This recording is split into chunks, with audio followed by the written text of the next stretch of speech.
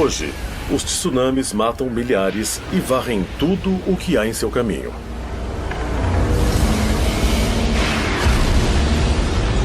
Terremotos destroem cidades inteiras e furacões exterminam paisagens, deixando centenas de mortos e milhares de desabrigados.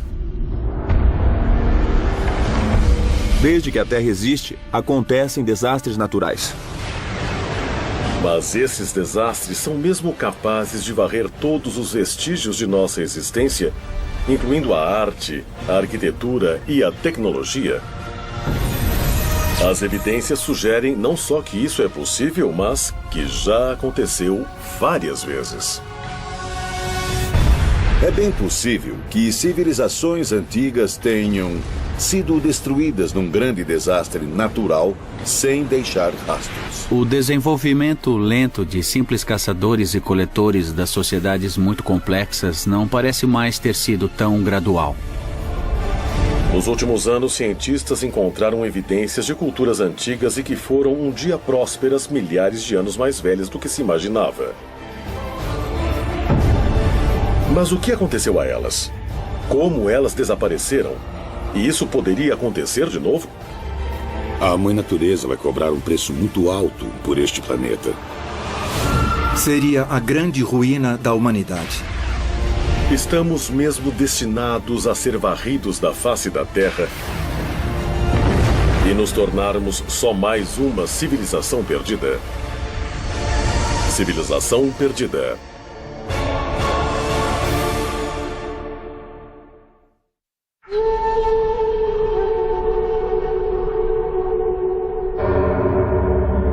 Oman, Rub al-Khali. O deserto de Rub al-Khali, em Oman, esse terreno proibido e desolado na Península Arábica, é marcado nos mapas como o quarteirão vazio.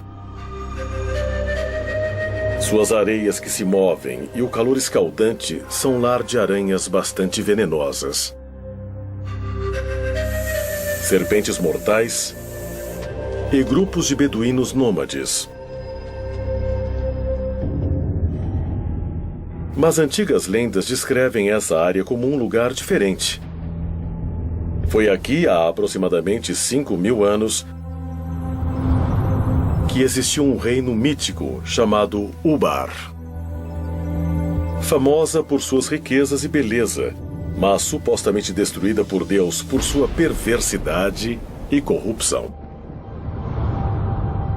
O que se diz no Alcorão, em várias suras diferentes, é que um grande vento chegou e destruiu a cidade porque ela não vivia de acordo com a palavra de Deus. Na verdade, os profetas chegaram e queriam mudar tudo para que fossem corretos, mas eles recusaram. Então a cidade e a civilização foram destruídas.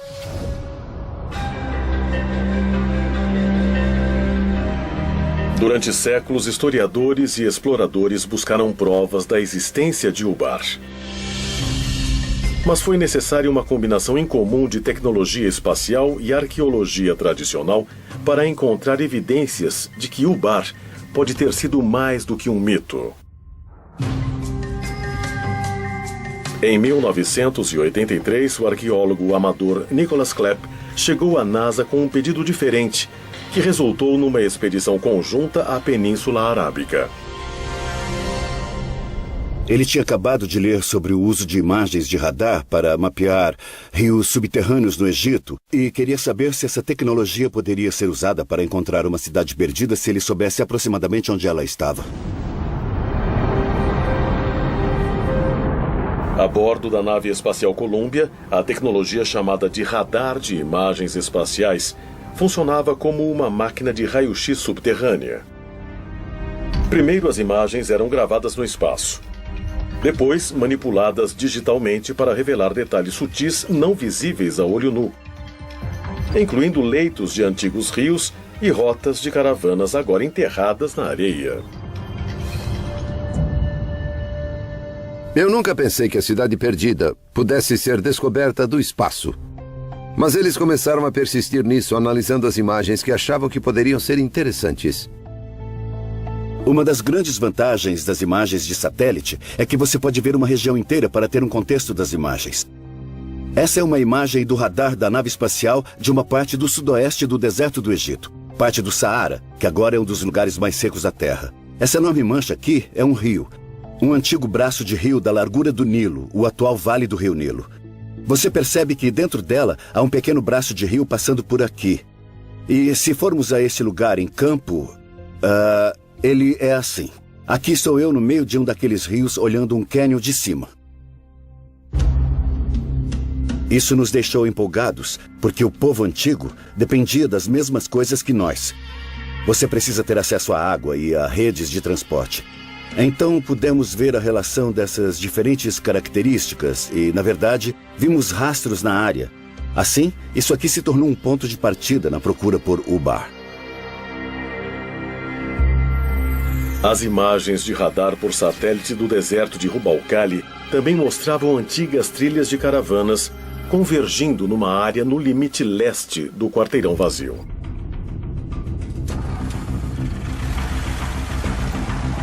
Usamos o que era uma tecnologia nova para pessoas comuns, o sistema GPS. Nós a usamos em combinação com a navegação de helicóptero para descobrir a estrada que vimos nas imagens em satélite e para segui-la pelo deserto. E isso foi extremamente emocionante. Dissemos, vamos ficar nessa área que tem essa montanha imensa e a água embaixo dela, ou uma fonte. E aterrissamos e eles disseram, bom, o que você acha desse lugar? E eu disse, nossa, olha só, você pode ver as estruturas. Isso corresponde à primeira parte do que um lugar antigo deve ter, feito de pedras, paredes, construções, esse tipo de coisa, e muita cerâmica para todo lado. Depois nós identificamos vários lugares que eram claramente importantes até hoje, e um deles era Ubar. Você tem que visualizar centenas de milhares de caravanas com centenas de milhares de camelos, burros e tudo mais, carregando suprimentos e materiais da costa por esse lugar em particular na antiga Ubar. Esse era um posto de comércio para reunir caravanas de camelos que atravessavam o deserto. Havia, na verdade, uma fortaleza lá, mas ela só guardava o suprimento de água, que era uma maneira das caravanas de camelos serem controladas. Se quisesse passar pela área, tinha que pagar seus impostos. Outras escavações no local revelaram evidências de 8 torres ligadas por paredes de 9 metros. Isso se encaixava na descrição de Ubar no Alcorão como a cidade dos pilares. Mas se a lendária cidade realmente existiu, isso quer dizer que outras histórias sobre Ubar seriam verdadeiras? Sua destruição por afundamento na areia, por exemplo. De acordo com os cientistas e geólogos, foi a erosão de um aquífero embaixo da cidade que fez com que Ubar desaparecesse.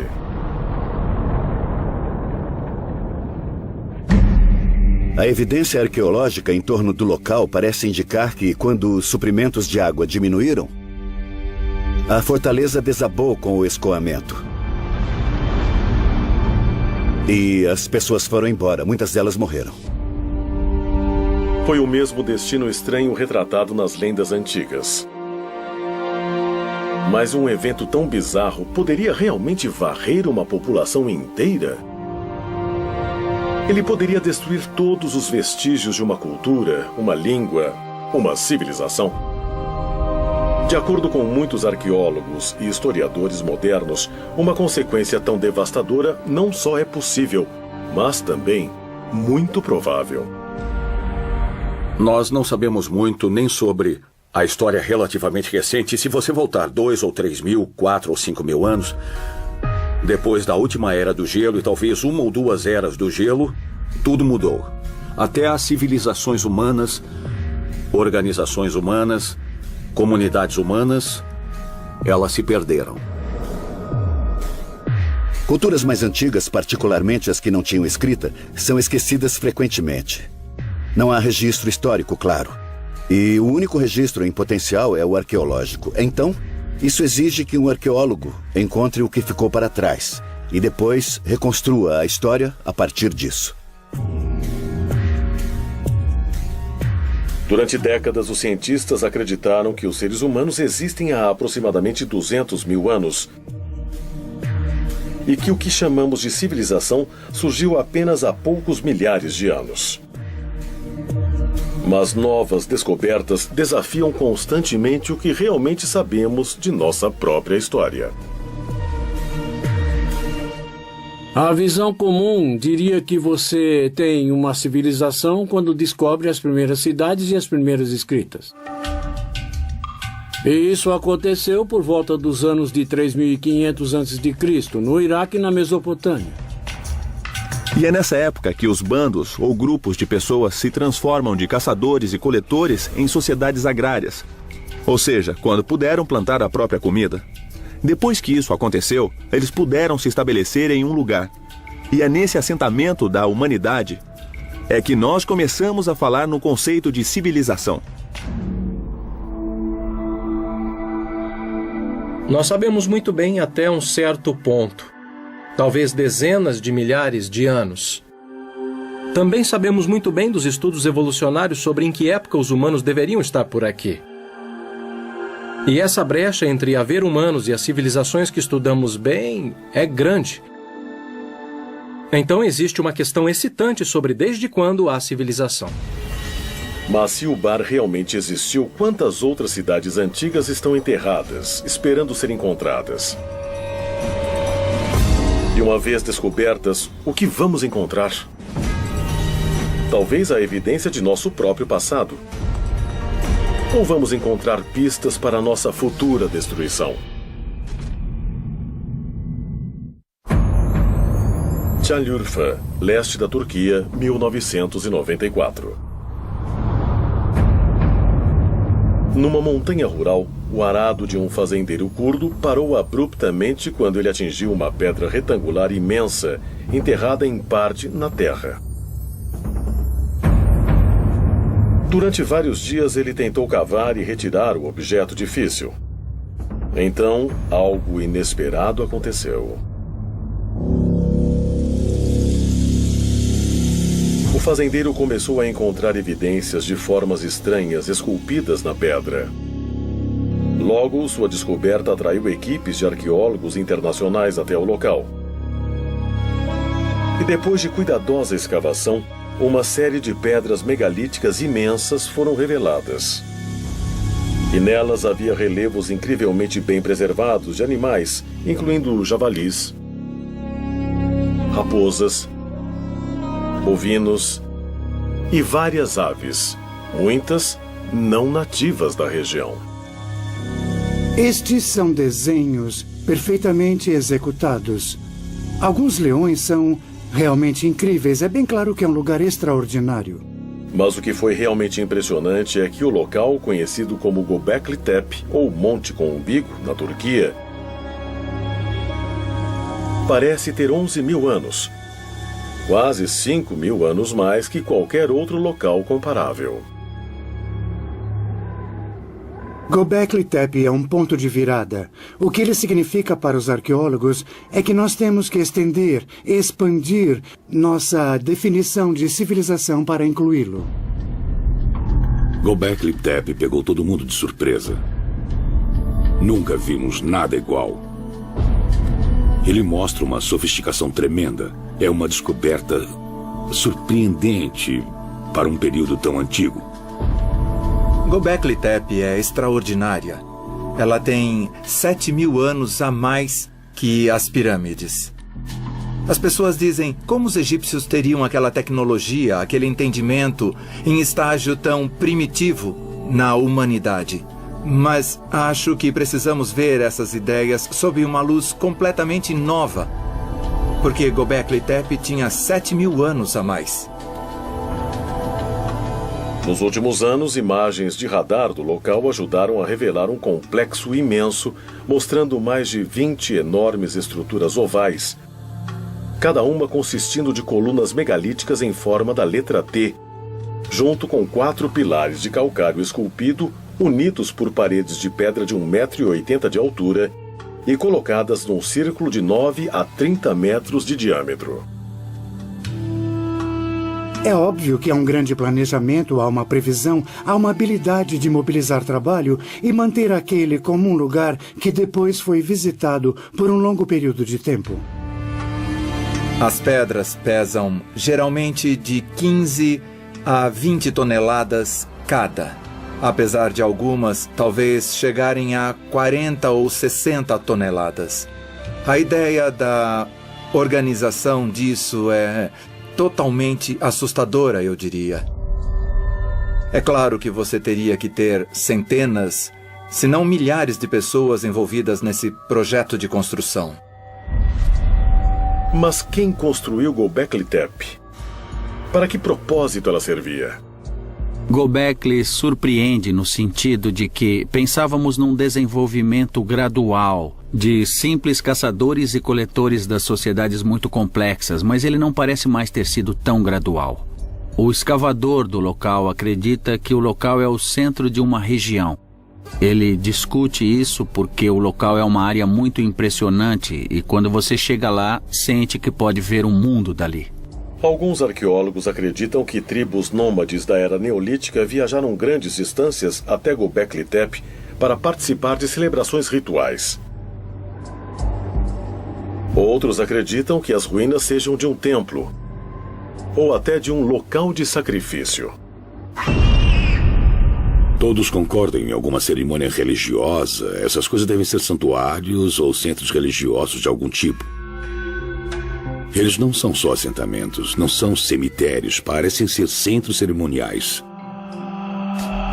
Muitos pesquisadores acreditam que Göbekli Tepe esteve em uso por quase 2.000 anos. Mas em 7.000 a.C., os círculos de pedra podem ter sido enterrados propositalmente e abandonados. Mas por quê? Por que você enterraria esse complexo incrível de ao menos 20 estruturas diferentes, ou talvez muito mais que isso? Minha melhor explicação possível é que algo mudou e eles precisaram ir embora. E a melhor maneira de fazer isso era simplesmente enchendo a área toda. As pessoas não abandonam as coisas. Esses locais são tão sagrados ou importantes que quando abandonam, o soterram e cuidam dele de alguma maneira. E depois reconstroem em cima ou perto ou algo do tipo. Göbekli é assim. Temos evidências claras de que as pessoas soterraram intencionalmente os templos, ou o que quer que fossem, antes de seguirem para outro lugar. Eu acho que algo mais profundo acontecia aqui. Você tem que ver a linha do tempo. Estamos no final da última era do gelo, um período de transições imensas. E há evidências de que houve algum tipo de catástrofe nesse tempo, possivelmente causada pelo impacto de um cometa ou um asteroide no continente norte-americano. E há evidência disso pelo mundo todo. Foi nesse período de tempo que Göbekli Tepe foi construída. Temos que nos perguntar por quê. E talvez a resposta seja que eles precisaram fazer isso. Acontecia alguma coisa. Uma catástrofe global causada pelo impacto de um cometa ou um asteroide? Essa pode ser mesmo a resposta sobre o que forçou os antigos habitantes de Göbekli Tepe a abandonar o lugar? Ou teriam sido as consequências de uma catástrofe que fizeram o local ser construído como templo ou lugar de agradecimento? Alguns pesquisadores acreditam que a resposta pode ser encontrada por perto, no Monte Ararat, que, de acordo com a Bíblia hebraica, é o lugar em que a Arca de Noé chegou para ficar depois que as águas do dilúvio baixaram. Quando olhamos o Monte Ararat, descobrimos que esse local fica a apenas centenas de quilômetros de Göbekli Tepe. E quando nós olhamos os animais que foram esculpidos na cidade, nós não conseguimos explicar por que alguns deles foram incorporados lá. Poucos desses animais não têm significado local. Mas a questão é, alguns animais viviam lá naquele momento? E também, de onde eles vieram? Olhando a mitologia, existe uma resposta pronta. Seriam os animais da Arca de Noé? As origens das histórias do dilúvio foram muito estudadas. Nós encontramos as histórias em todo o planeta. Há uma versão de índios nativos americanos, Ojibwe, há uma versão na China, isso aparece na mitologia grega, também aparece na mitologia hindu. É totalmente possível que acontecimentos reais tenham inspirado mitologias e lendas. As histórias do dilúvio podem ser sobre dilúvios reais. Os mitos e as histórias sobre o grande dilúvio e o resgate de vários animais a bordo de uma arca realmente são baseados em fatos? Talvez a resposta possa ser encontrada no estudo de outras civilizações perdidas e no que elas podem revelar sobre o passado misterioso e o futuro incerto da humanidade. –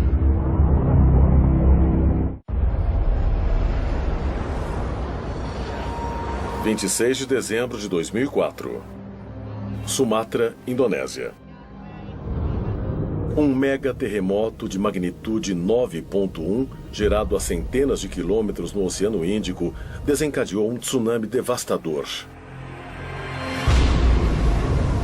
Em minutos, mais de 230 mil pessoas morreram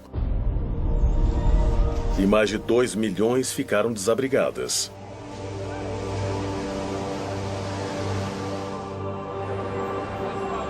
Sete anos depois, em 11 de março de 2011, um terremoto de magnitude 9 atingiu o nordeste do Japão. O terremoto mais poderoso que já atingiu a ilha. Minutos depois, um tsunami de 9 metros varreu o país, arrastando cidades inteiras e aproximadamente 23 mil pessoas.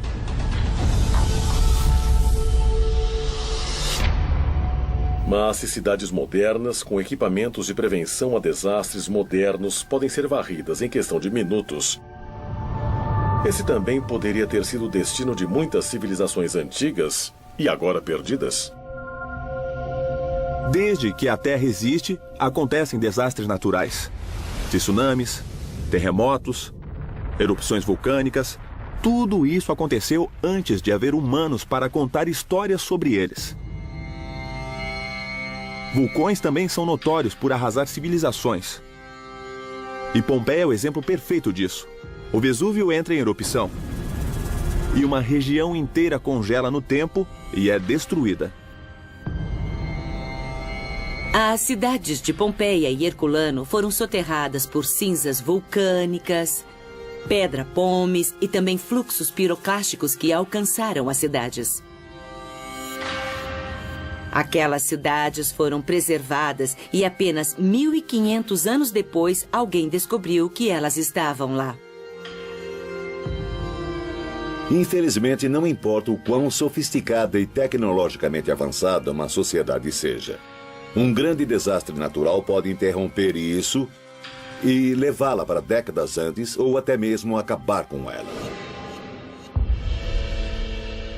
Heraklion, Creta. Em 1894, o linguista e arqueólogo britânico Sir Arthur Evans chegou a essa ilha no mar Egeu para traduzir várias tábuas de argila recém-descobertas que se imaginavam ser de um período grego antigo. O que Evans descobriu, no entanto, chocou historiadores em todo o mundo. O escrito hieroglífico não era grego, mas de uma civilização desconhecida de 5.000 a.C. 3 anos depois, Evans liderou uma expedição que desvendaria o que ficou conhecido como o Palácio de Knossos.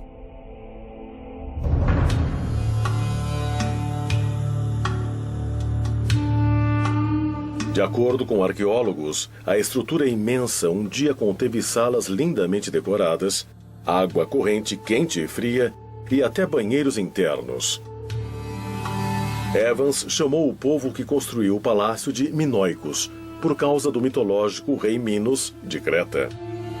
A civilização minoica era a superpotência do leste do Mediterrâneo na Era do Bronze. Tinha uma frota enorme e fazia comércio com praticamente todos os povos do Mediterrâneo. A civilização minoica de Creta era uma sociedade que começou a desenvolver uma série de palácios bem elaborados com jardins para cerimônias, pinturas, afrescos e arquitetura bem elaborada. Os minoicos agora são considerados a primeira grande potência no Mediterrâneo. Seu reino se estendeu aproximadamente de 2500 a 1600 a.C. Mas como um povo tão poderoso e tecnologicamente avançado simplesmente desapareceu? Muitos pesquisadores acreditam que a resposta possa ser encontrada examinando uma das maiores erupções vulcânicas da história da civilização, na ilha de Thera, 112 quilômetros ao norte de Creta. A erupção de Thera aconteceu em 2 ou 3 fases, no período de alguns dias ou algumas semanas. O que achamos que aconteceu é que houve alertas suficientes porque não encontramos esqueletos em Thera, como encontramos em Pompeia e em outros lugares. As pessoas devem ter tido a chance de deixar a cidade. Mas o resto das pessoas, por exemplo, em Creta, não podia esperar que a erupção do vulcão as afetasse como realmente afetou. Na vulcanologia, falamos em diferentes tipos de erupções vulcânicas, desde as brandas, geralmente com fluxos de lava, a erupções plinianas, e também temos as ultraplinianas, se forem muito grandes. A erupção de Thera foi uma erupção pliniana, ou talvez até ultrapliniana, foi muito explosiva. Essa erupção incrivelmente explosiva destruiu muito da ilha. O céu escurece, a nuvem da erupção se espalha e começa a depositar cinzas.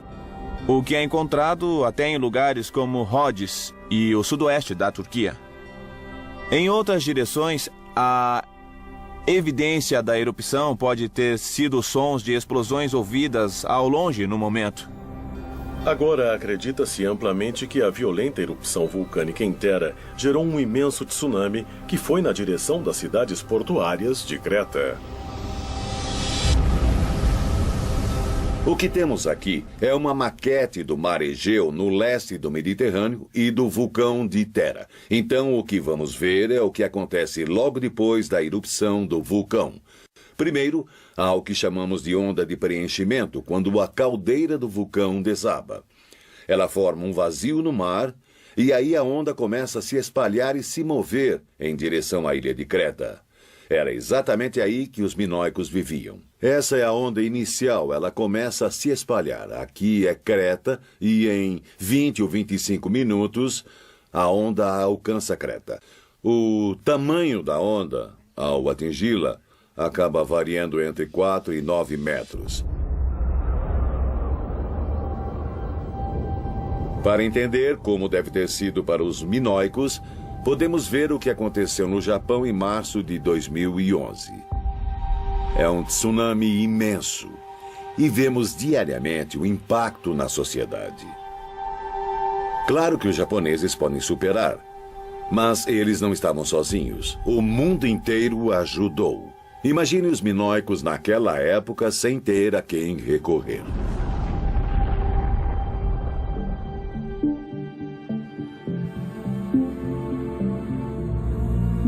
É possível que uma civilização tenha existido, tenha desaparecido e depois outra civilização tenha vindo sem saber que houve uma civilização antes dela? Essa é uma teoria fascinante que leva a todo tipo de especulação, porque muita gente, fica querendo saber e perguntando se poderia haver uma civilização na Terra que fosse predadora de outras civilizações. E isso nós não sabemos. Se um vulcão ativo pudesse mesmo varrer todos os vestígios de uma civilização passada, uma atividade vulcânica similar poderia oferecer o mesmo perigo ainda hoje? Pesquisadores de vulcões dizem que sim, e se preocupam com a possibilidade de uma catástrofe dessas ameaçar a costa leste dos Estados Unidos. A ilha de La Palma, próxima a Tenerife, nas Ilhas Canárias, tem algumas falhas e imagina-se que grande parte dela possa escorregar para o mar. E se isso acontecer, ela pode causar um imenso tsunami. O colapso de um vulcão nas Ilhas Canárias, como Cumbre Vieja e La Palma, pode produzir um nível de estrago por volta de 20 mil quilômetros de linha costeira desde Newfoundland e a costa leste dos Estados Unidos, seguindo para o Caribe e o norte do Brasil. O que as maquetes dizem é que quando as ondas chegarem à costa leste dos Estados Unidos, elas estarão por volta de 10 ou 20 metros de altura. Então, é a altura da onda que nós vimos em Sumatra em 2004, depois do terremoto lá, e que nós vimos no Japão depois do terremoto de 2011. Mas um desastre natural, como uma erupção vulcânica, um terremoto ou um tsunami, pode realmente destruir todos os vestígios de uma civilização?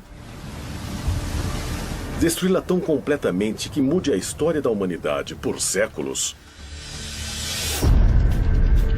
Talvez a evidência possa ser encontrada em uma tumba antiga cheia de ouro, localizada numa cidade costeira do Mar Negro.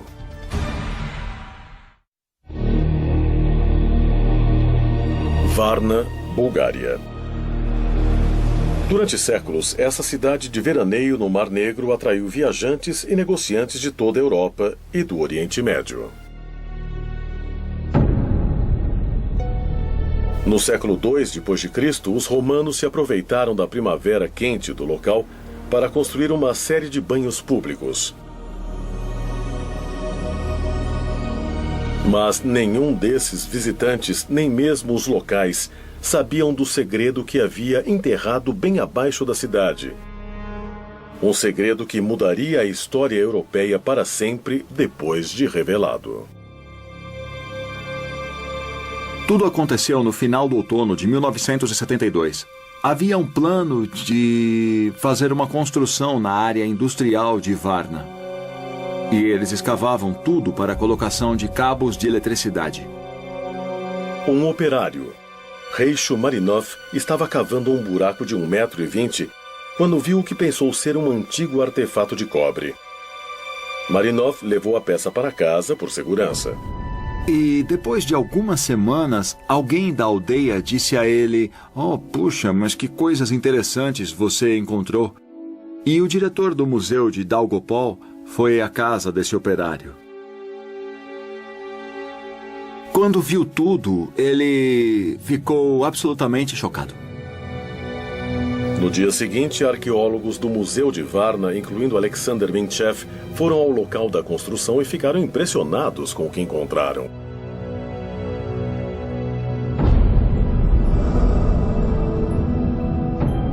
No primeiro dia em que chegamos ao local, vimos várias peças de ouro no caminho, esmagadas pelos pés de pessoas que passavam.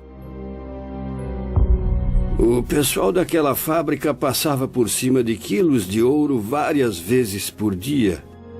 E ninguém acreditaria que aqueles tesouros estavam escondidos debaixo dessa área aqui. Outras escavações revelaram que essa área não construída era o local de um cemitério há muito esquecido. Ele continha mais de 300 tumbas que arqueólogos dataram de aproximadamente 4.500 a.C. Mas, mais importante que os restos dos antigos moradores de Varna, foi a evidência chocante do que antes foi uma avançada e próspera civilização. Muitas tumbas com restos humanos foram encontradas, com os corpos colocados em diferentes posições, geralmente com a cabeça para o norte ou nordeste. Eles foram enterrados com seus próprios ornamentos e com suas próprias armas. Há muitos objetos como esse que são realmente extraordinários e encontrá-los todos juntos em um cemitério mostra que havia algo muito importante acontecendo na região de Varna.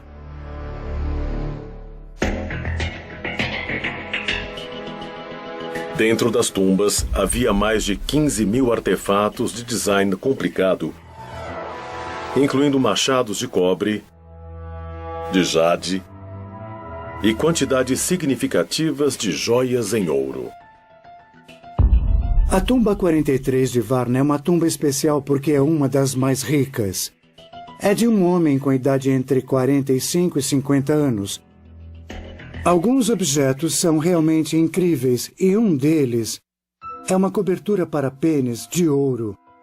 Tem tudo a ver com a potência sexual, o poder masculino e a fertilidade. Há isso de um lado, e de outro, há um simbolismo político, a clava de ouro. Não há nada como essa combinação de simbolismo político e sexual em nenhum outro lugar do mundo.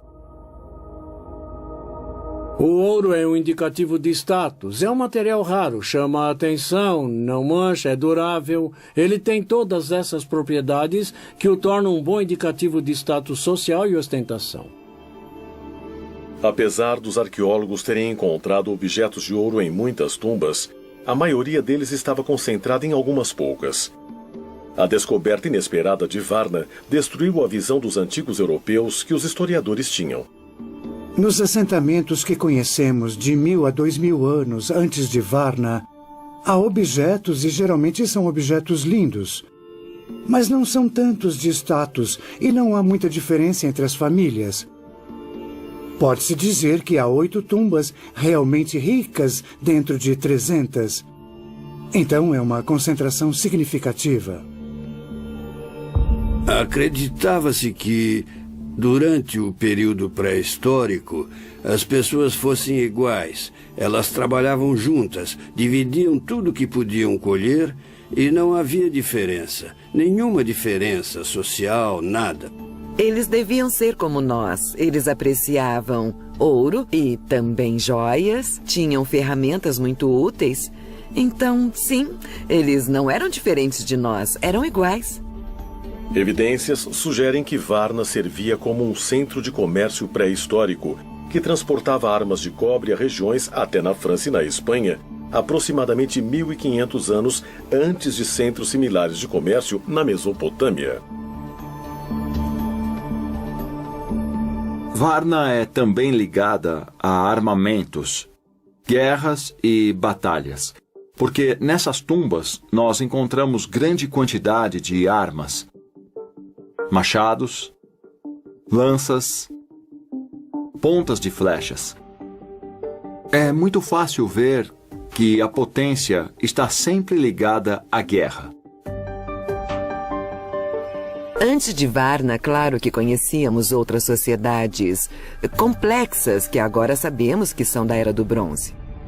Descobriu-se Stonehenge, que também era considerado uma dessas sociedades complexas, mas Varna tem ao menos 3.000 anos mais que Stonehenge. O desenvolvimento da civilização é uma longa história e achávamos que tínhamos muitos desses sinais no Egito, na Mesopotâmia, em Creta, mas Varna vem antes de todas elas. O surgimento da civilização europeia começou nesse lugar. Debaixo desse solo, por milhares de anos, a história manteve seus segredos.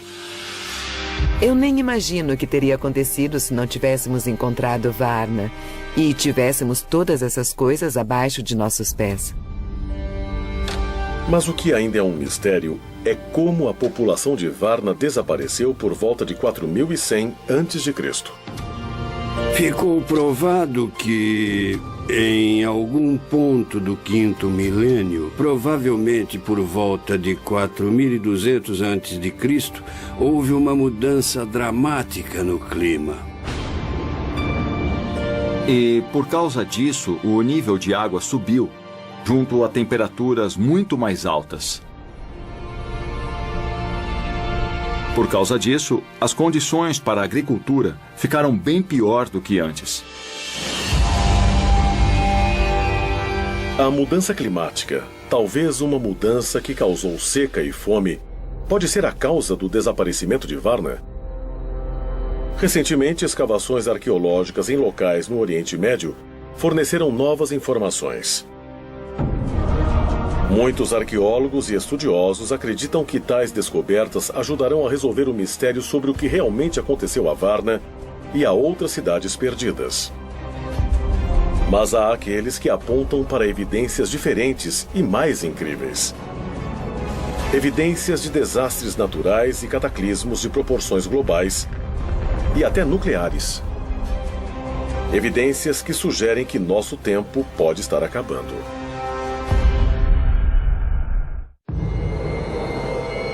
Tel Hamukar, nordeste da Síria. 13 quilômetros ao norte da fronteira com o Iraque. No início de 2000, uma equipe arqueológica do Instituto Oriental da Universidade de Chicago fez um anúncio impressionante. Eles tinham descoberto as ruínas de uma civilização desconhecida com mais de 6.000 anos. As escavações revelaram uma cidade um dia próspera chamada de Tel Hamukar, cheia do que pareciam ser casas luxuosas, negócios prósperos e prédios governamentais. É grande, tem por volta de 1 quilômetro quadrado. Deve ser o suficiente para conter 10 ou 20 mil pessoas, então é bem grande. Quando era próspera, quase certamente tinha uma escrita. Os prédios públicos foram escavados apenas até um certo ponto, mas havia um muro grande em torno deles e portões imensos. Esses elementos de civilização ainda precisam ser recuperados porque hoje estão debaixo de cidades modernas. Hamukar demonstra que nossa noção de cidades, ou seja, com divisão de trabalho, com leis e sistemas legais, estruturas de governo, desenvolvimento artístico e expressão, pode ter acontecido muito antes do que nós acreditávamos.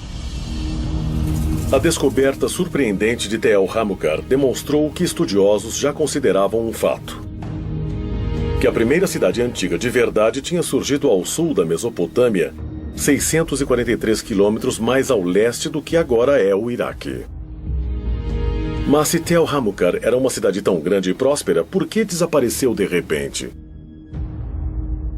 Por volta de 3.500 a.C., eles tiveram um mau dia. Houve claramente um dia em que aconteceu um ataque.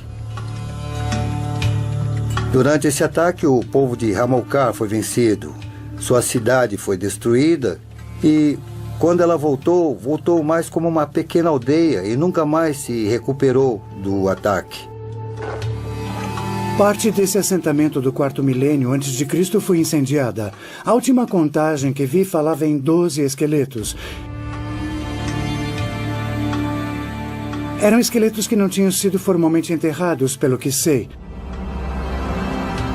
O argumento da guerra e da destruição proposital do local é bastante convincente. A guerra no tempo da destruição de Hamukar foi meio que um combate mano a mano. Mas há evidências de que, possivelmente, as pessoas usassem balas em Hamukar. Não balas de armas, claro, mas atiradeiras. Essa é uma ideia controversa que surgiu das escavações em Hamukar. Mas não há dúvidas de que a cidade foi destruída, de que a luta foi brutal e que a cidade foi incendiada. O interessante é que, naquela época, você tinha as cidades do sul, como Uruk, que se desenvolviam, e sabemos disso há muito tempo. Mas há novas evidências de que locais como Hamukar criavam seu próprio tipo de civilização ao mesmo tempo. Havia uma dinâmica do norte versus o sul, e isso acontecia. Então, a destruição de Hamukar pode ter sido o fim desse povo do norte que estava tentando criar seu próprio modo de vida, mas foi vencido pelo povo do sul e isso mudou a história. Centenas de quilômetros a oeste de Tel Hamukar estão as ruínas de outro assentamento antigo, Tel Caramel. Em 2007, arqueólogos escavando antigas tumbas no local descobriram as fundações de 5 grandes torres de pedra, cada uma medindo 4,5 metros de diâmetro e sugerindo uma altura de aproximadamente 6 metros. Imagina-se que elas tenham ao menos 10.000 anos de idade. Elas estão localizadas ao norte da Síria, não muito longe de Göbekli Tepe, e é bem óbvio que estamos lidando com a mesma cultura aqui. Por que exatamente elas foram construídas é um mistério. A resposta mais óbvia é sugerir que são defensivas e que podia haver predadores, animais ou humanos. Claro que a pergunta é, para que elas eram usadas? Eram parte de uma fortaleza real? Eram torres de observação? Ou elas tinham outro propósito? Para ser sincero, não se sabe ao certo. Tel Carmel, ao noroeste da Síria, é um local importante porque nos dá a primeira evidência de estruturas permanentes construídas em pedra por um grupo de pessoas que data de antes do que eram conhecidas como as mais antigas estruturas na cidade de Jericó por volta de 2000 anos. O que Carmel mostra bem claramente é que temos que abrir mão da ideia de que houve um processo na transformação para o Neolítico. Eu poderia listar muitos outros lugares onde você tem culturas locais distintas que parecem bem elaboradas em seus próprios termos, mas bem diferentes umas das outras. Não é um desenvolvimento, são vários desenvolvimentos, sendo que alguns foram mais bem-sucedidos que outros. A maioria dos estudiosos acredita que Tel Carmel e Tel Hamucar foram destruídas por exércitos invasores do sul da Mesopotâmia.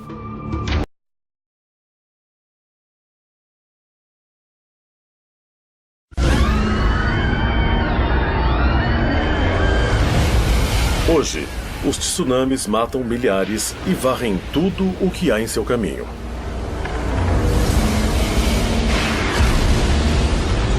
Terremotos destroem cidades inteiras e furacões exterminam paisagens, deixando centenas de mortos e milhares de desabrigados. Desde que a Terra existe, acontecem desastres naturais. Mas esses desastres são mesmo capazes de varrer todos os vestígios de nossa existência, incluindo a arte, a arquitetura e a tecnologia? As evidências sugerem não só que isso é possível, mas que já aconteceu várias vezes. É bem possível que civilizações antigas tenham sido destruídas num grande desastre natural sem deixar rastros. O desenvolvimento lento de simples caçadores e coletores das sociedades muito complexas não parece mais ter sido tão gradual. Nos últimos anos, cientistas encontraram evidências de culturas antigas e que foram um dia prósperas milhares de anos mais velhas do que se imaginava. Mas o que aconteceu a elas? Como elas desapareceram? E isso poderia acontecer de novo? A Mãe Natureza vai cobrar um preço muito alto por este planeta. Seria a grande ruína da humanidade. Estamos mesmo destinados a ser varridos da face da Terra e nos tornarmos só mais uma civilização perdida. Civilização perdida.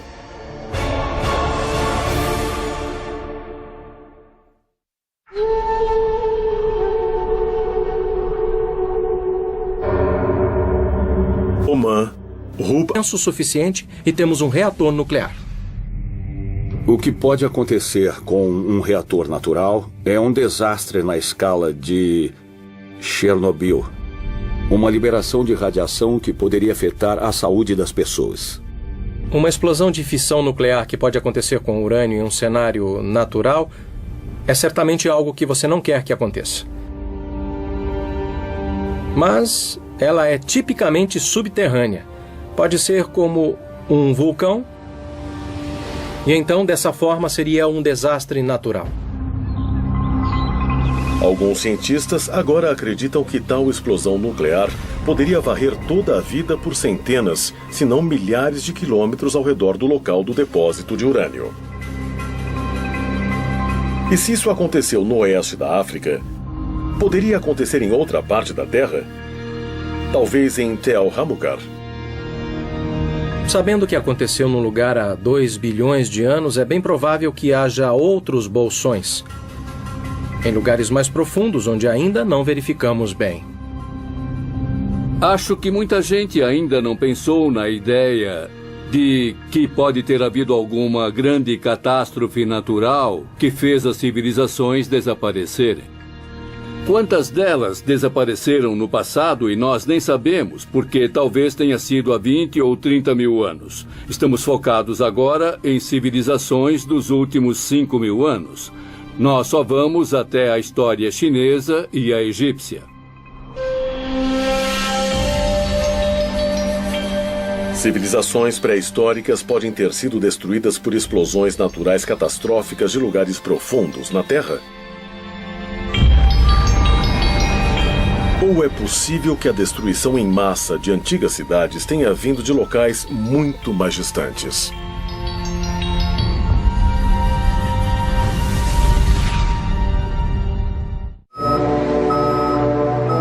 21 de dezembro de 1968, missão da NASA Apollo 8.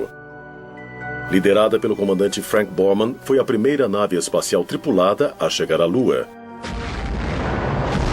Completando 10 órbitas lunares, os astronautas captaram algumas das melhores imagens já vistas da superfície lunar.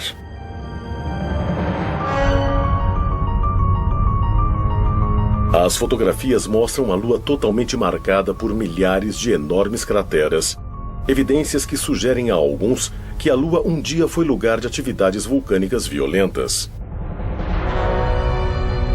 Mas as evidências modernas mostram que houve outro motivo, talvez mais significativo para as inúmeras crateras da Lua, grandes impactos de asteroides que podem ter bombardeado também a Terra.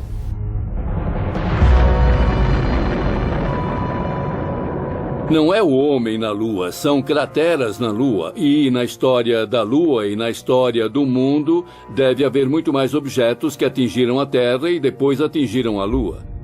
O único motivo de não sabermos deles na Terra é por termos vegetação e termos um ambiente coberto. Isso os torna menos detectáveis.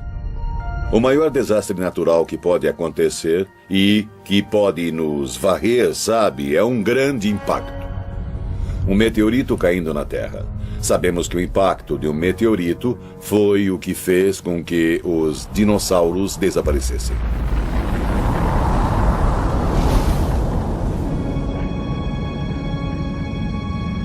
Nós estamos hoje na beira da cratera do meteoro, um local de impacto de meteorito bastante famoso no norte do Arizona.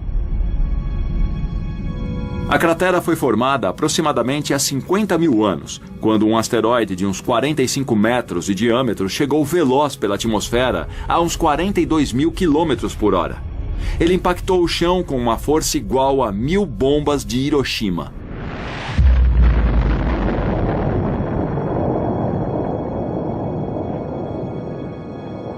Depois do impacto, só restou a cratera. Essa cratera hoje mede uns 1.250 metros. Tem 4 quilômetros de circunferência e 167 metros de profundidade. Isso é como ter o monumento de Washington dentro dela, e o topo do monumento estaria na altura da borda da cratera. Então, se um evento como esse ocorresse numa área tão populosa como Nova York, estimamos que a área com perda de vidas poderia chegar a mais de 16 quilômetros.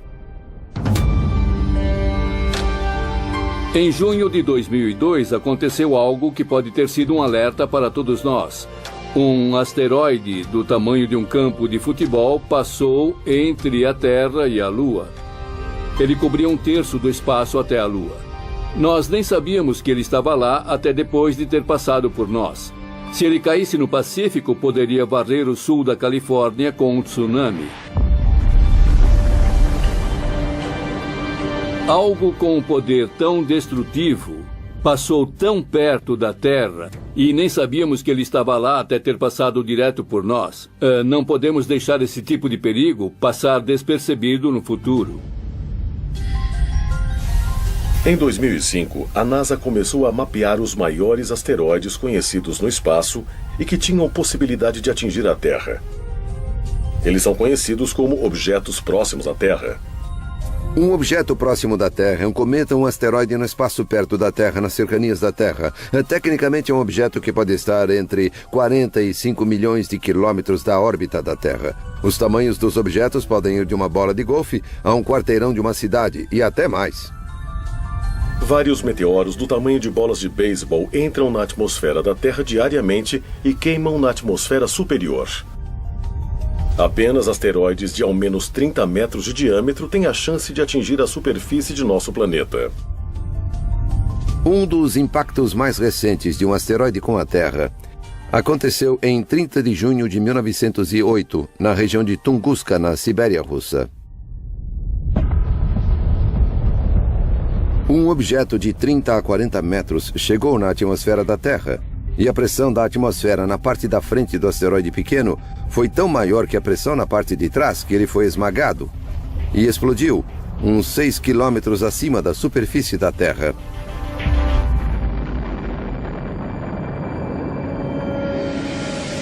Isso arrasou árvores num raio de 2.000 quilômetros quadrados.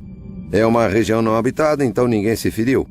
Mas ele matou algumas renas, derrubou árvores e causou um grande estrago. Foi algo em torno de 5 megatons de energia, equivalente a umas 385 vezes a energia do acontecido em Hiroshima no final da Segunda Guerra Mundial.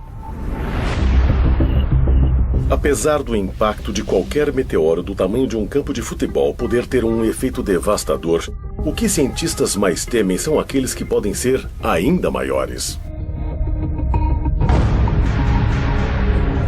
Um asteroide com 1 quilômetro ou 2 ou até maior, e há uns 1000 deles no espaço em torno da Terra, pode causar consequências globais.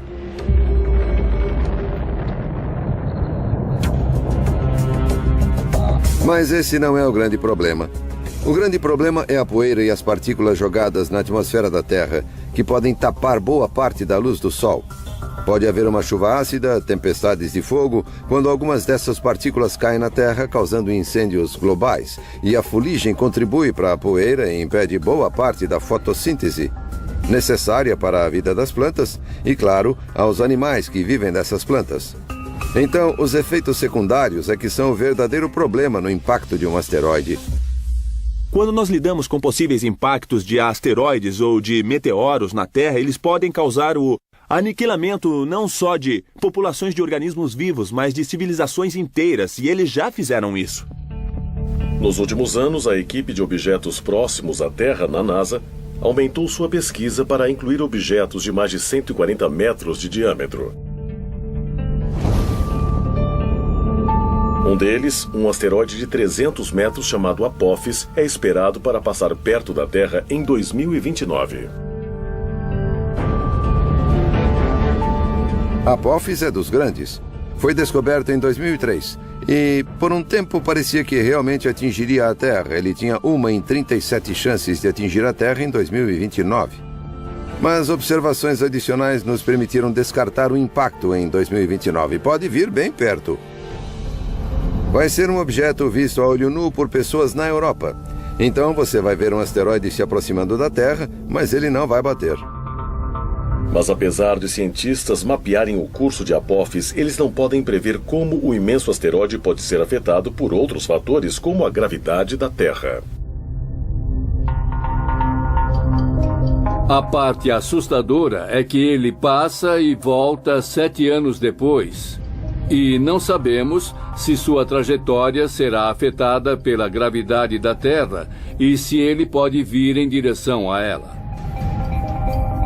Se passar por uma brecha de 600 metros no momento dessa aproximação maior em 2029, ele vai voltar e atingir a Terra em 2036. É um objeto grande o suficiente para criar não o fim do planeta, mas que pode custar centenas de milhares, se não milhões de vidas, se atingir o lugar errado. Infelizmente, cientistas dizem que não é uma questão de se, mas de quando um grande asteroide vai colidir com a Terra. Mas quando isso acontecer, todos os vestígios de nossa civilização estarão perdidos? Um asteroide poderia descer, uma rocha gigante vinda do espaço, criando um efeito devastador no ecossistema e fazendo tudo morrer. É possível apagar uma espécie inteira.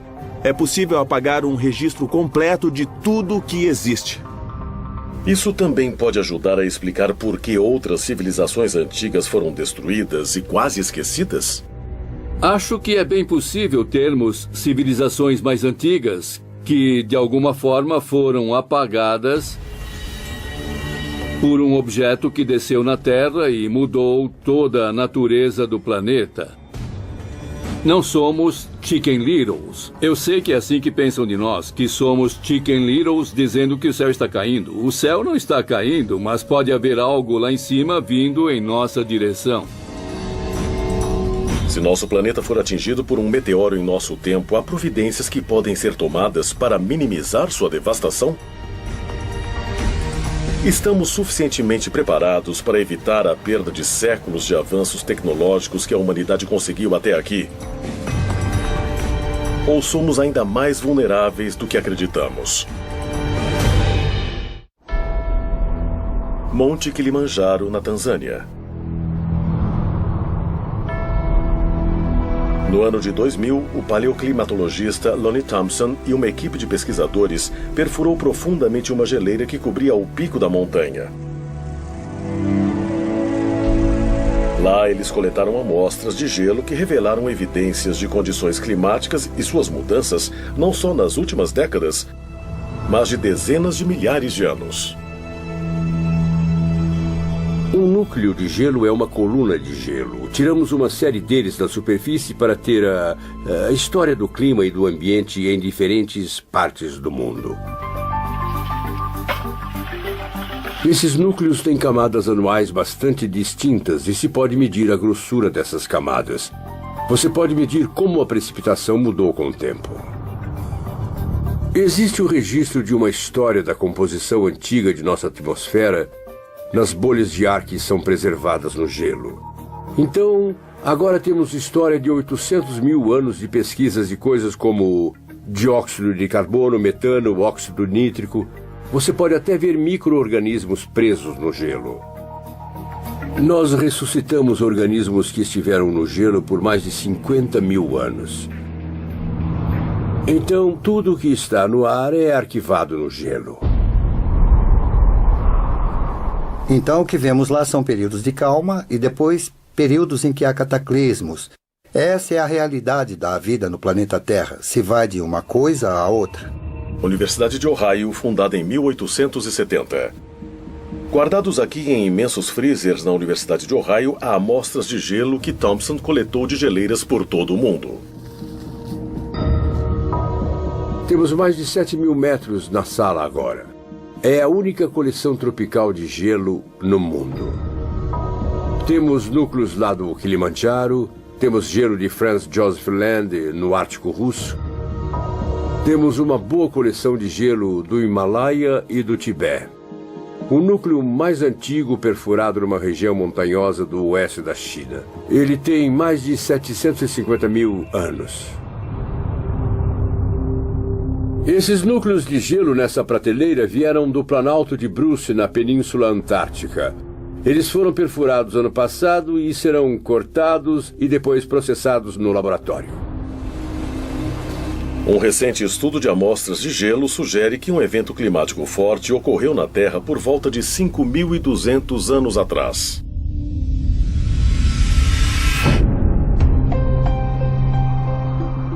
Essa mudança brusca coincidiu com um tempo em que muitas civilizações novas surgiam na Ásia e no Oriente Médio. Parece que em todo o mundo algo novo começava a acontecer. E uma das minhas curiosidades é por quê? Por que aconteceu naquele tempo? Por 100 mil anos vivemos perfeitamente vidas felizes como caçadores e coletores. E de repente as coisas mudaram. O que pode ter feito isso acontecer? Você deve procurar um denominador comum. E o que une todas as sociedades agrárias é o clima. Sabemos que foi o período em que o deserto do Saara secou. 4, 5 mil anos atrás havia lagos naquele deserto. Pessoas viviam lá. Sabemos disso porque elas deixaram artes nas rochas. Há muita evidência de que alguma coisa bem dramática aconteceu naquele tempo. Mas se uma catástrofe global ocorreu, o que a causou? Pode ter sido uma seca mundial? Um meteoro pode ter batido na Terra e levantado pó suficiente para bloquear o Sol? Ou a causa foi uma erupção vulcânica? Erupções vulcânicas são muito importantes se falarmos de um planeta. É como um planeta que perde seu calor primordial. Tivemos erupções vulcânicas na Terra por bilhões de anos. Os humanos só viveram uma fração muito pequena desse tempo. Então, as erupções vulcânicas estão aqui muito antes de nós estarmos. Elas estarão aqui muito depois que nós nos formos. Elas são parte essencial do que é a Terra.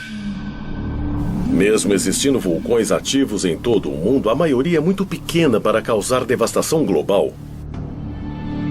A não ser, claro, que seja um supervulcão.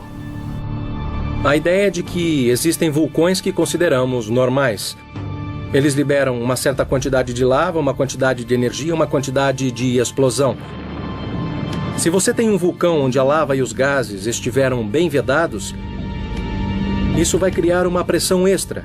E quando escapar, vai ser uma explosão ainda maior. E isso é classificado como um supervulcão. Há vulcões na Terra que são capazes de erupções muito grandes. Em geral, os vulcões em torno do Anel de Fogo, os vulcões que têm caldeiras, como os da Nova Zelândia, de Papua Nova Guiné ou do Alasca. Cientistas identificaram ao menos 7 supervulcões ao redor do mundo. O maior fica debaixo do Parque Nacional de Yellowstone, em Wyoming. O pensamento comum em geofísica sobre Yellowstone e sobre alguns outros lugares na Terra é de que há uma concentração de calor nas profundezas que forma uma região de derretimento parcial da rocha, e isso é constante. A ideia é de que isso, de vez em quando, pode criar uma erupção muito grande. De acordo com os cientistas, a erupção mais recente em Yellowstone ocorreu há aproximadamente 600 mil anos. Quando Yellowstone vai fazer isso de novo é completamente desconhecido para nós. Não temos como saber. É como prever o tempo ou alguma coisa geológica. Você sempre vai ter uma margem de erro na previsão de quando vai acontecer.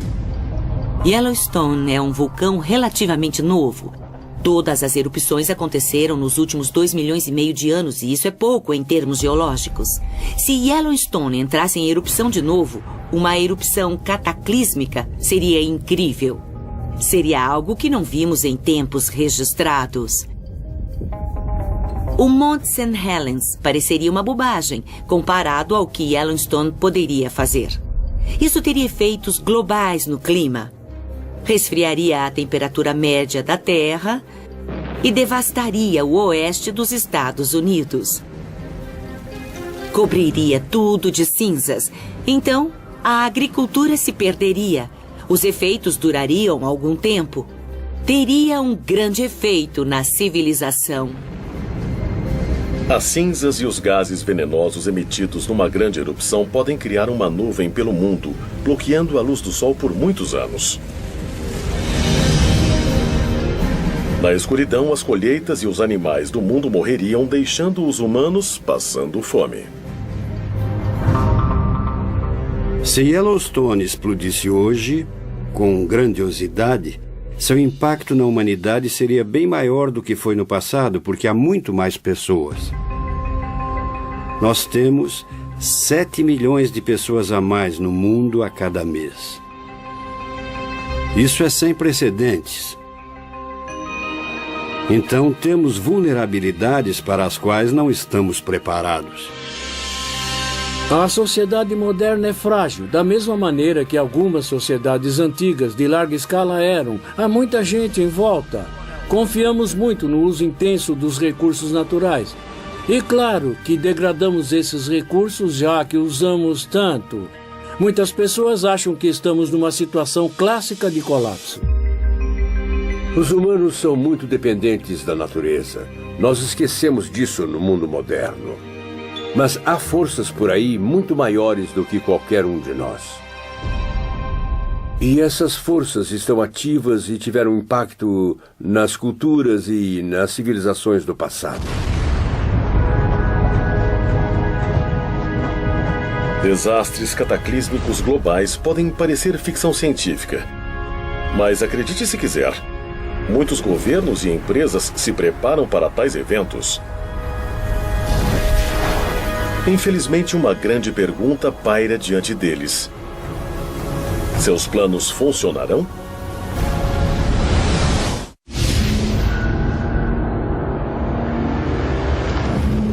Cientistas nos dizem que nosso planeta sofreu grandes reveses no passado.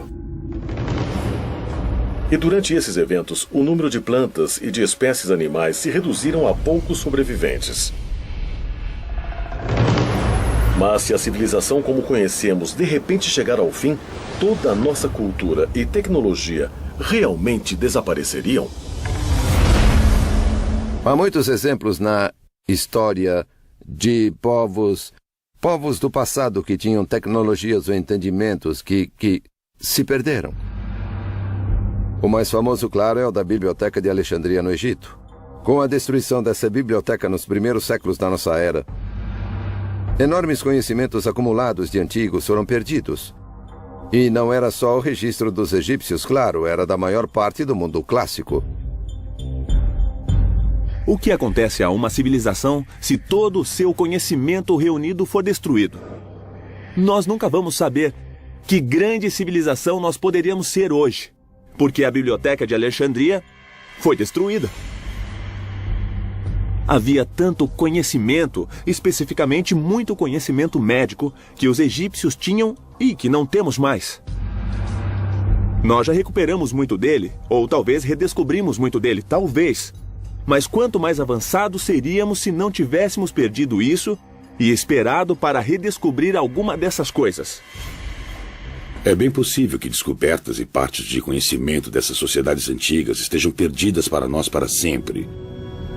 Claro que nunca vamos saber, já que não temos como descobrir isso. Diferente de eras anteriores, onde muita informação era marcada na pedra, nossa informação e nossos registros da vida diária são postos em chips de memória de silicone e, se eles forem destruídos, vai ser incrivelmente difícil em dezenas de milhares de anos as pessoas reconstruírem nossas vidas, terem uma ideia de como vivemos. Ironicamente, talvez a arte pré-histórica em rochas tenha mais chance de sobreviver num futuro previsível do que muito de nossa tecnologia moderna atual. Hutchinson, Kansas. 200 metros abaixo da cidade há um imenso depósito com o tamanho de 35 campos de futebol. Em 1959, dentro de uma mina de sal, o depósito subterrâneo de Hutchinson foi aberto como maneira de guardar em segurança documentos e bens importantes do governo durante a Guerra Fria. Ele é conhecido como o Depósito Eterno e talvez seja a maior cápsula do tempo conhecida no mundo. O subterrâneo não é sempre o melhor lugar para guardar valores, mas tem algumas qualidades muito importantes. Há uma temperatura muito estável e muitas reações químicas. As reações de desgaste dependem da temperatura e de suas flutuações. A umidade também tem um papel importante. Se você tiver uma umidade estável, particularmente que não seja muito baixa nem muito alta, ela age como um maravilhoso conservante. Esse é um dos motivos dos museus serem mantidos em temperatura e umidade estáveis. E uma maneira fácil de encontrar essa temperatura e umidade estáveis sem usar muita energia é indo para os subterrâneos, e especialmente num lugar como uma mina de sal, onde há o preservante natural da ação do sal. Por exemplo, as peles animais que foram usadas para criar os pergaminhos do Mar Morto foram lavadas no sal do Mar Morto, que age como conservante natural e impede que a pele animal seja destruída pelos micróbios. Esse é um dos motivos de ainda termos esses materiais hoje. Entre itens raros e valiosos guardados no local estão as cópias originais de muitos filmes populares e programas de televisão, assim como fotografias históricas e documentos importantes. Com uma temperatura natural constante de 20 graus, as cavernas subterrâneas fornecem condições quase perfeitas para a preservação.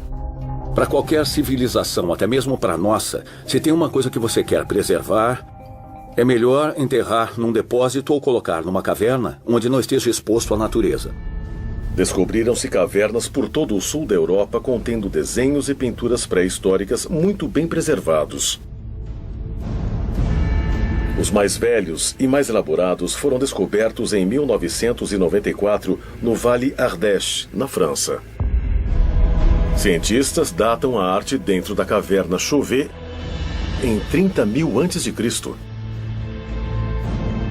A caverna é uma das mais decoradas da maior era do gelo que encontramos.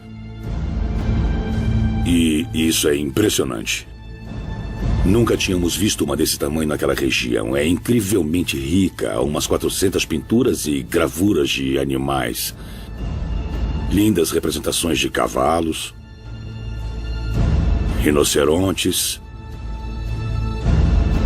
ursos, uma enorme gama de imagens. Essas são imagens extraordinárias de animais que não pareceriam fora do lugar em galerias modernas de hoje. A idade e a qualidade das pinturas na caverna Chauvet puseram em dúvida tudo o que se conhecia e se acreditava antes sobre a existência do homem nesse planeta. Elas são vistas como as obras de arte mais antigas criadas por humanos. O interessante na caverna Chauvet é que estamos lidando com Homo sapiens que estão tentando representar pensamentos e ideias abstratas nas paredes das cavernas bem antes da invenção da escrita e bem antes de qualquer definição de civilização. A questão é, por que fizeram isso? Esses artistas antigos criaram sua arte em paredes de pedra dentro de cavernas para as protegerem para futuras gerações? Daqui a 30.000 anos, os únicos vestígios de nossa existência seriam os que estão guardados em segurança nos subterrâneos? Algo gravado em pedra, se estiver no ambiente certo, facilmente dura milhares, se não talvez milhões de anos, se for num local subterrâneo. Numa ilha remota norueguesa, 240 metros ao sul do Polo Norte, e a quase 120 metros de profundidade numa montanha de areia, está o Depósito Global de Sementes Svalbard. Seu propósito é ser uma segurança contra a perda acidental da vasta gama de plantas e plantações de comida da Terra. Mais de 20 milhões de sementes são armazenadas aqui. As sementes são guardadas em minas de carvão abandonadas, que são locais muito estáveis. Algumas sementes podem durar muito tempo, outras precisam ser plantadas para crescer e depois serem colhidas. Então, não é um ambiente estático. Lá, as sementes têm de ser constantemente renovadas e constantemente trocadas por outras de todo o mundo. Acho que o banco de sementes é feito expressamente para um evento que destrua a civilização.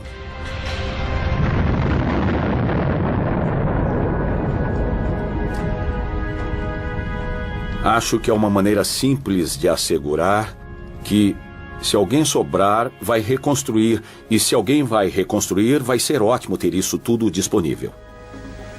Uma coisa única no ser humano é que tendemos a pensar no passado, tendemos a pensar no presente e também pensamos no futuro. Podemos imaginar o que queremos passar para os nossos netos. Essa é uma das motivações para todas as pessoas. Então, enterrar alguma coisa ou colocá-la num local seguro para o futuro, acho que é algo que até povos antigos podem ter pensado. Se antigas civilizações preservaram propositalmente evidências de seu conhecimento e tecnologia avançados em cavernas e outras estruturas subterrâneas, esses tesouros escondidos podem nos ajudar a resolver o mistério de quem somos e de onde viemos. E talvez ainda mais importante, nos dirá quanto de nossa própria civilização vai sobreviver no futuro? Podemos mesmo desaparecer do planeta sem deixar rastros?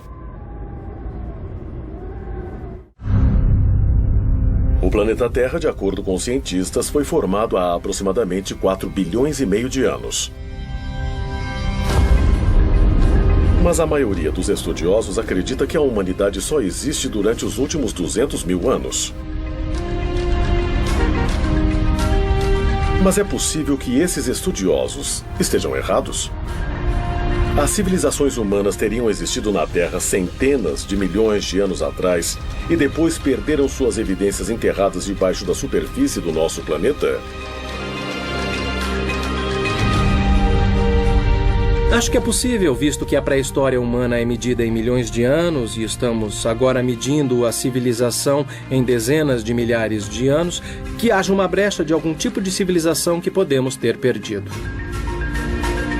Há uma grande questão pelo fato de ter havido civilizações no passado que simplesmente sumiram sem deixar rastros. 1 milhão de anos atrás, 100 milhões de anos atrás, você ainda está só uma fração de toda a vida da Terra. Há 100 milhões de anos havia dinossauros andando pela Terra. E se houve alguma forma de vida que veio antes deles 1 bilhão de anos no passado? Não tem como saber e também nem como dizer que isso nunca poderia ter acontecido. Se a Terra sofrer um desastre global, o que pode acontecer à raça humana? O que aconteceria se nossa civilização inteira fosse varrida por uma erupção vulcânica gigante? Que tornasse toda a atmosfera tóxica e todos nós morrêssemos, nós teríamos que aprender como cozinhar com o fogo novamente? Quanto tempo isso levaria? Os sobreviventes estarão em regiões distantes e abrigadas. Eles serão caçadores e coletores novamente até os milhares de anos necessários para que reconstruam a civilização. Se antigas civilizações forem mesmo perdidas, é possível que vestígios da sociedade de hoje também sejam enterrados debaixo da terra e sejam esquecidos. Pegamos Chernobyl, por exemplo, se virmos como a construção moderna se deteriorou rápido. Em 50 anos, muito da infraestrutura se deteriorou significativamente. Se alguém anunciasse hoje, Nova York, vão todos embora, abandonem a cidade. Daqui a 1000 anos, ela estaria soterrada por escombros debaixo d'água. A maioria dos prédios já teriam desabado há muito tempo. Tem mais um fator aí, os 10.000 anos. Não imagino que possa existir alguma coisa que alguém reconheça. Você teria que saber o que procura para encontrar. Talvez entre os poucos remanescentes da tecnologia humana estará um de seus produtos mais perigosos: o lixo nuclear. O maior perigo disso, claro, é a radiação.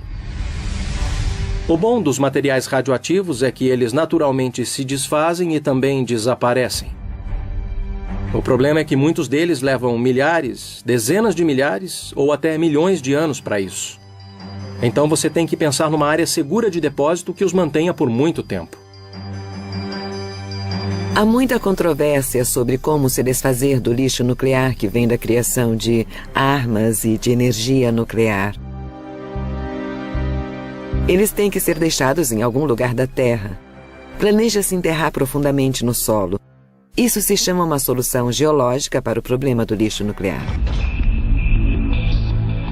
O Departamento de Energia americano contratou uma equipe de estudiosos para trabalhar com engenheiros nos locais propostos para o derramamento de lixo nuclear. Lá, eles esperam colocar um aviso universal que possa ser compreendido por futuros humanos por ao menos 10.000 anos. Eles precisam pensar numa mitologia que avise as pessoas que há perigo ali. De algum modo devem pensar numa tradição que será perpetuada e passada pelas gerações e manter o aviso, fazendo com que as pessoas fiquem seguras do lixo nuclear. O plano atual em consideração é de um trabalho enorme para cercar todo o local.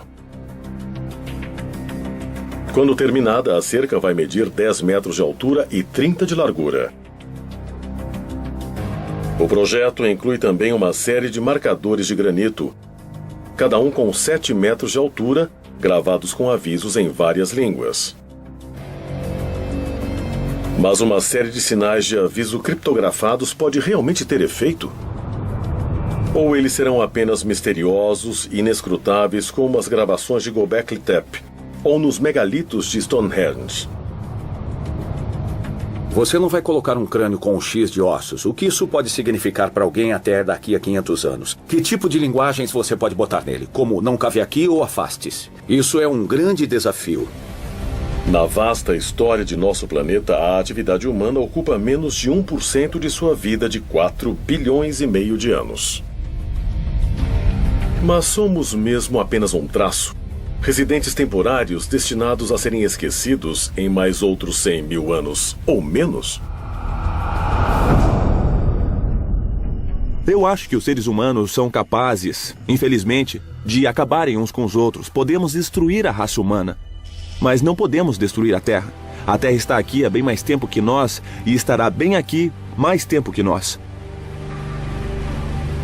Se todo vestígio de nossa civilização pode ser destruído tão facilmente, como historiadores podem estar certos de que tudo o que vivenciamos não aconteceu antes?